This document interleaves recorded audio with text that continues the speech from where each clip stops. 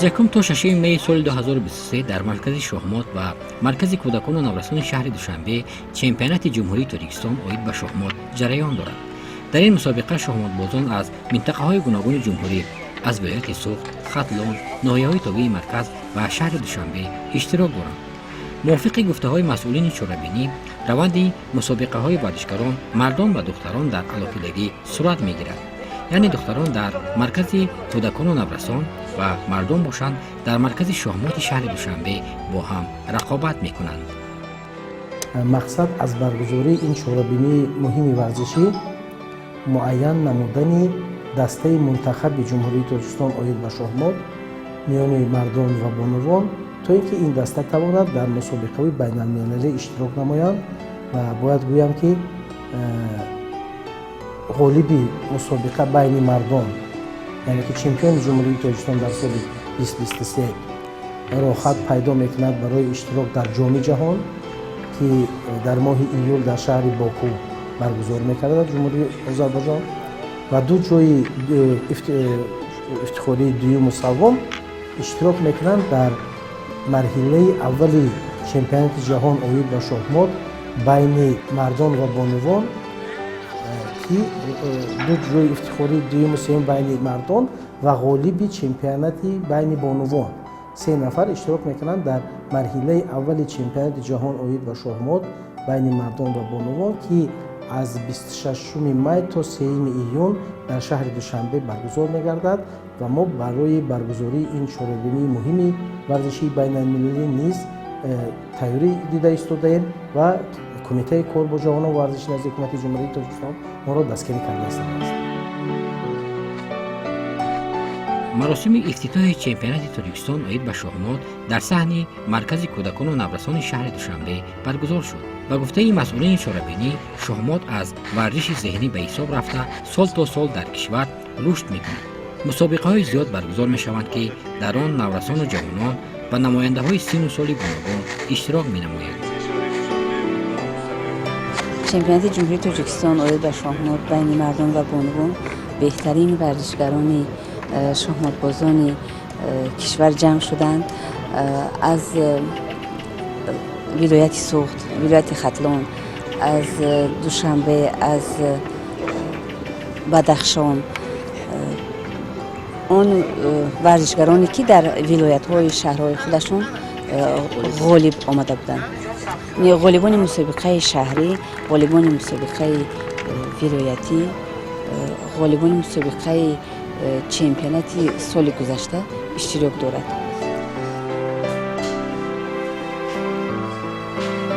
در چمپیونات امساله شهمات طی 20 نفر بانو اشتراک می‌کنند. رقابت‌های بانوان در مرکز کودکان و نورسان شهر دوشنبه صورت می‌گیرد. لیدیا انتونووا سال‌های زیاد است که در این رشته مشق می‌نماید. بارها در مسابقه‌های جمهوری و بین‌المللی اشتراک کرده مقام‌های افتخاری را صاحب شده است.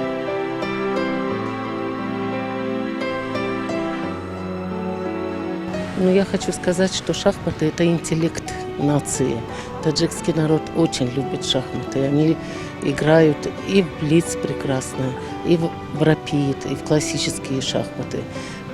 Поэтому проводится очень много турниров. И до 6 лет, и до 8, до 10, до 12, до 14, до 16, до 18, до 20 и взрослые шахматы. В программу обучения всех общеобразовательных школ введены шахматы сейчас. И это, конечно, благодаря нашему президенту Имамали Рахмон. И, конечно, каждый год проходит полуфинал города, финал города, республика. Вот сейчас идет республиканские соревнования, куда допущены самые первые передовые места, которые заняли участники.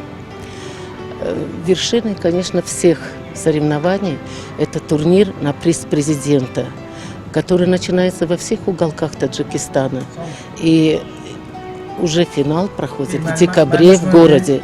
Приезжают только победители, и уже победители этого турнира награждаются.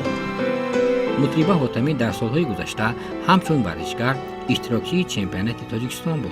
تا امروز توانسته است که 8 مرتبه چمپیون تاجیکستان گردد.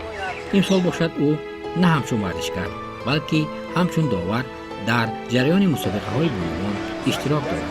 бори аввал ман дар чемпионати ҷумҳурии Тоҷикистон ҳамчун довар иштирок мекунам, чунки ман аллакай 8 карат чемпиони ҷумҳурии Тоҷикистон ҳастам ва бигзор ки чеҳраҳои нав, бигзор ки ҷавонон ҳам биомӯзанд, ҳаракат кунанд, талош баранд барои ба даст овардани қаҳрамонӣ. Аз 1 то 6 майи соли равон чемпионати ҷумҳурии Тоҷикистон оид ба шоҳмот байни бонувон ва мардон баргузор мегардад.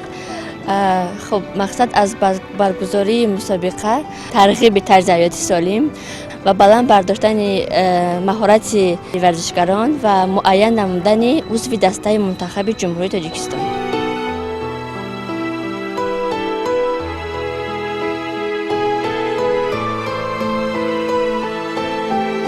ما مسابقه های جمهوری بین بانوان مردان داریم با برای کودکان، نورسان، جوانان.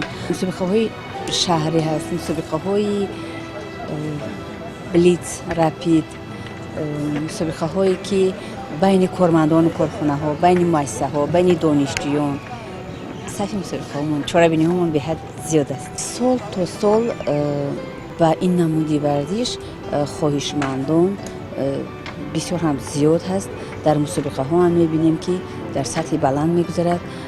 این مبارزه ها بسیار هم شدید، بسیار هم جدی است، بسیار هم آمادگی خوب میبینند. هم دختران، هم بانوان، هم مردان پیشروی بسیار دیده میشود. با گفته متصدیان این مسابقه یک نوع آمادگی با چمپیونات جهان آید به شاهمات می باشد که مرحله اولی آن آخر حال ماه می برگزار می شود.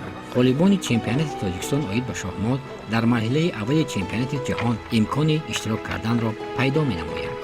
چمپیونات این سال امید میکنم که چهره های نو رو ما دریافت میکنیم. مقصدم همین است که ما چهره های نوی ورزش را بینیم.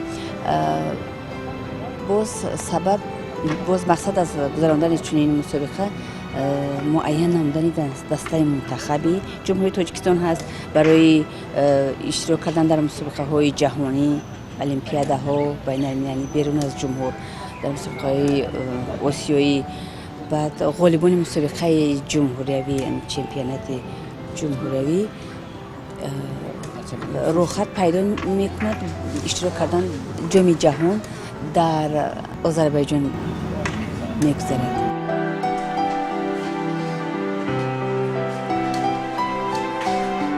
شمار اشتراکچیان از حساب مردان در این مسابقه بیشتر از 40 نفر را تشکیل میداد. جریان رقابت‌های مردان در مرکز شاهمات شهری دوشنبه صورت میگیرد. خب مسابقه از روی سیستم شویتساری برگزار میگردد. در بین مردان 40 نفر اشتراک دارند، در بین بانوان 16 نفر، مجموع 56 نفر از 6-7 دسته اشتراک دارند. از تمام مناطق جمهوری تاجیکستان اشتراک دارند و در بازی شاهمات برای غلبه یک امتیاز داده می شود. برای بازی وقتی مسابقه انجام دارد می‌خواهد. مسابقه در 9 دور برگزار می‌گردد و در آخر بازی همه اشتراکچیان تا آخر بازی شانس دارند برای جای‌های افتخاری. و در آخر ما خال‌ها را به حساب می‌گیریم. در حالت برابر بدن امتیازها نشانداد اول این واخوری شخصی است و نشانداد دوم این کوفیسینت بوگلز، شماره غلبه ها و شماره غلبه با مهرهای سیاه. اکنون ما کوشش کرده ایستادیم که در پیش اتشتن مقصد گذاشتیم که مسابقه های جمهوری مخصوصا چمپیونات های شهر، چمپیونات های جمهوری تاجیکستان رو کوشش کنیم که به سطح بین المللی برابر کنیم و باید قید کنم که این بازی در نتیجه این بازی پس از انجام این چمپیونات هر بازیگر همان از روی خالهای گرفته‌اش ریتینگ بین المللی میگیرد. کسی که داشته است یا زیاد می شود یا کم می شود، کسی که نداشت باز ریتینگ بین المللی پیدا میکند و از این لحاظ این چمپیونات باز مسابقه بین المللی حساب می شود. فردوس کولیف از شهر استرافشان ولایت سوخت برای اشتراک کردن به این مسابقه آمده است.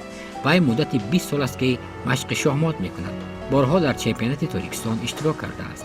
هرچند نتوانسته است که مقام‌های افتخاری را صاحب شود، ولی امید دارد که توسط مشق پیوسته و اشتراک همیشگیش در این گونه مسابقه‌ها بالاخره یکی از مقام‌های افتخاری را به دست می‌آورد. بازی‌ها اصلا خیلی شوق‌آور عادتا می‌گذرد در مسابقه‌های شاهمات. این را تنها دوستدار شاهمات حس کرده می‌تواند. برای همین 50-50 بها دهی می‌شود. عموماً شعار شاهمات بازان جهان همه انسان‌ها یک عائله هستند. نوابسته از برد، از باخت، از مساوی، از مشکلی، از بحث‌ها، همه انسان‌ها یک عائله هستند. خودی فلسفه زندگی هم چقدر که شاهمات از زندگی گرفته شده است، همه انسان‌ها و همین سیاره زمین یک عائله می‌باشند. عموماً همگی 7 نفر اشتراک داریم از ولایت سوخت خوشبختانه، لیکن با بسیارتر هم شده نشم ممکن بود، احتمال زیاد شده نشم. با آینده کوشش میکنیم که از این هم زیادتر اشتراک کنند، شاگردان اشتراک کنند، جوان‌ها، نورسان. عموماً تربیه شاهمات چقدر که محترم اساسگزار صلح و وحدت ملی پیشوای ملت قید کردن در یکی از سخن‌هایشان، نه تنها این مسابقه ورزشی عقل، بلکه به کمالات رسیدن شخصیت کامل هم خیلی کمکی اولین درجه میرساند. هر یک نورسی که من و شما تربیه میکنیم در زندگی به فکر مستقلانه، فکر دقیق عادت میکنند. کارمندان فدراسیون شاهمات در برابر همه‌ساله دایر کردن چمپیونات تاجیکستان می‌خواهند که هیئت منتخب تاجیکستان آید به شاهمات را پوره سازند، چهره‌های نو را کشف نمایند تا آنها توانند که در مسابقه‌های بین‌المللی شایسته برآمد نمایند. برای باز هم انکشاف این نماد ورزش ما باز به یک مرکزی از این وسیع‌تر احتیاج داریم، زیرا که بازی شاهمات در اثری در نتیجه سیاست ورزش پرورانه پیشوای معظم ملت و محترم رئیس شهر دوشنبه رشد یافته ایستاده است. هواداران این بازی بین نورسان، اصحاب نورسان، کودکان، جوانان زیاد شده ایستادند. مثلا برای برگزاری فصل مسابقه بین نورسان شاید 250 کس اشتراک کنند. برای ما باز به جای وسیع‌تر احتیاج داریم و این البته اگر یگان باغ‌های شهر دوشنبه می‌بودند واریانت بهترین بود.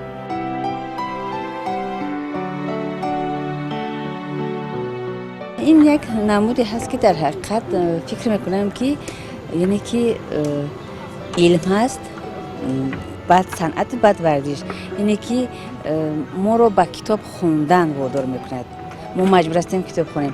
بعد فکرانی، یعنی که هر یک گشت رو، هم گشت خودتون هم گشت حریف رو باید شما رقیب رو فکر کنید. یعنی که چند گشت رو اگر شما چقدر زیاد گشت رو فکر میکنید این همینقدر خوب است. بله، باز انالیز کردن رو یاد میگیرید، یعنی که از خطاهامون یاد میگیریم. خیلی در زندگی این یعنی که خوبی کارهای خوب و بد رو یعنی که انتخاب کردن نکردن، فرق کردن. مسابقه مدت 6 روز ادامه خواهد کرد. در روز آخر همه غالبان با تحفه‌های تأسیس نموده کمیته تدارکات و متصدیان چاره‌بینی سرفراز گردانده می‌شوند. پس از انجام چمپیونات ما نیت داریم که تیاری بسیار جدی دیده ایستادیم که ما مرحله اول چمپیونات جهان را بین مردان و بانوان که در مهمانخانه صفا دوشنبه برگزار می‌گردد، در سطح بلند ورزشکاران از 6 دولت آسیای مرکزی اشتراک میکنند: افغانستان، قزاقستان، قرقیزستان، ترکمنستان، ازبکستان و تاجیکستان. بهترین بازیگران اشتراک میکنند و غالبان با خط پیدا میکنند در مرحله دوم چمپیونات جهان در جام جهانی اشتراک کنند.